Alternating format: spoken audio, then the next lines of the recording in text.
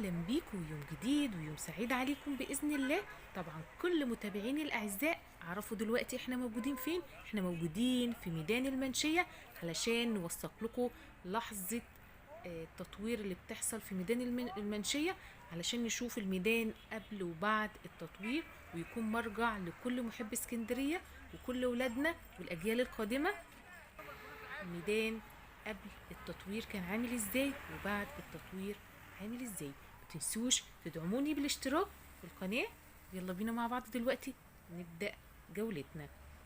المنشية يعني تمثال محمد علي، يعني شارع السبع بنات، يعني شارع زنقة الستات، يعني شارع نبار باشا وسوق الحقانية والنصب التذكاري وبيت ريا وسكينة وحي اللبان. كل ده موجود في اسكندرية في ميدان المنشية. كمان المباني الأثرية، أقدم مباني أثرية موجودة في اسكندرية هتلاقيها كلها موجودة في المنشية. متنسوش تدعموني بالاشتراك في القناة، ولو حضرتك موجود معانا ما تنساش تدعمني بلايك، واكتبولي في الكومنتات الأماكن اللي حابين أصورها لكم في اسكندرية. طبعا المحافظة اسكندرية الفترة الأخيرة ديت شهدت تطورات كتيرة جدا في معظم الميادين اللي موجودة زي ميدان محطة مصر، وشفنا مع بعض كل الفيديوهات الموجودة عن تطوير محطة مصر موجودة على القناة.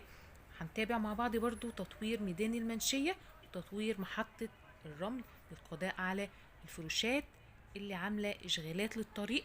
سوف يتم إعادة رصف الميدان كله ودهان المباني الأثرية اللي موجودة قدام حضراتكم، وكمان تطوير الحدائق، لان الباعة الجايلين بصراحة محتليين الشارع كله ومحتاجين تنظيم اكتر من كده، وكمان نظافة لان هما بيسيبوا المكان مش نضيف خالص. حضراتكم شايفين العشوائيات اللي موجودة في ميدان المنشية. كل ده بإذن الله هيتطور هيتنظم. زي ما بقول دايما في كل فيديوهاتي، مصر بتتقدم، مصر دايما للأمان.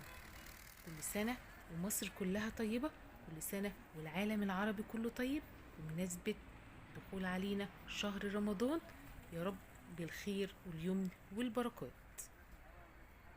طبعا ميدان المنشية يعتبر من التراث، شهد حاجات كتيرة جدا، ويعتبر من أعرق ميادين اللي موجودة في اسكندرية.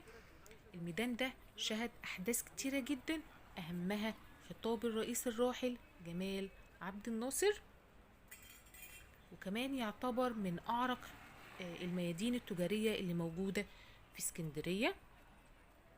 طبعا الميدان ده فيه عشوائية كبيرة جدا، وهي البائعة الجائلين محتلين الشارع كله. يعني الناس اصلا ما بتعرفش تمشي في الطريق بسبب البائعة الجائلين. بإذن الله بعد التطوير هيكون في تنظيم احسن من كده، زي ميدان محطة مصر والتطور اللي حصل في ميدان محطة مصر. احنا برضو هنتابع ميدان تطوير المنشية في الأيام المقبلة بإذن الله على خير.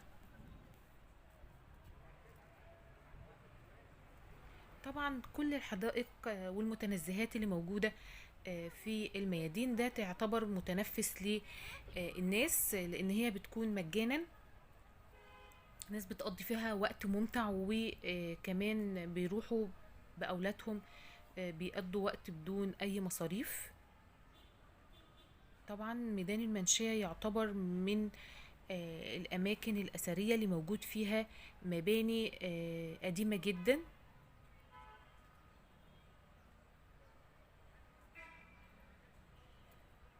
يا رب دايما على خير، مصر تكون للأفضل.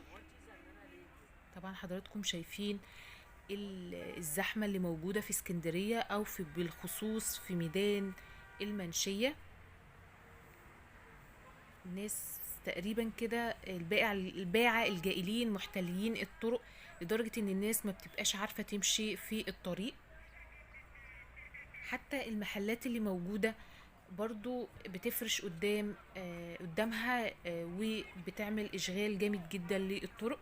كل ده بإذن الله هيكون مش موجود معانا في تطوير ميدان المنشية. وكمان شايفين الزبالة اللي موجودة في الحديقة. طبعا من الناس الباعة اللي جائلين بيسيبوا مخلفاتهم. طبعا ده ظاهر قدامنا في الفيديو. كل ده بإذن الله هيكون مش موجود في تطوير ميدان المنشية. هاتوا يا عم. انت ولا طب امشي كده، امشي. طبعا النافورة مهجورة وفيها كمية زبالة كتيرة جدا.